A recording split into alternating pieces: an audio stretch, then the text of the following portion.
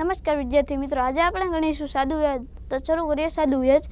કોઈ રકમ સાદા વ્યાજે 2 વર્ષમાં 3,300 અને 5 વર્ષમાં 3,750 થાય તો મૂળ રકમ ખાલી જગ્યા રૂપિયા હશે.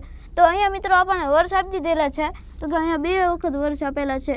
પહેલા વર્ષમાં 2 વર્ષનું કીધેલું છે અને બીજું વર્ષ 5 વર્ષનું કીધેલું છે, અને રકમ પણ સાથે આપી દીધેલી છે. એટલે રકમ તો કે પહેલી રકમ છે 3,300 અને બીજી રકમ છે મિત્રો 3,750. અહીંયા બંને રકમની બાદબાકી કરીશું, એટલે 3,750 માઇનસ 3,300 તો કે બાદબાકી કરીશું એટલે મિત્રો જવાબ આવશે આપણો 450, એટલે કે 450. અને અહીંયા 5માંથી 2 વર્ષ બાદ કરશું એટલે મિત્રો જવાબ આવશે આપણો 3. તો કે મિત્રો અહીંયા 450 ભાગ્યા 3 કરશું એટલે કે 450 ભાગ્યા 3 એટલે મિત્રો જવાબ આવ્યો આપણો 150, એટલે કે 150. અહીંયા મિત્રો પહેલાં આપણને આપી દીધેલો છે બીજો વર્ષ, તો કે 150 ગુણ્યા 2 એટલે મિત્રો જવાબ આવ્યો આપણો 300.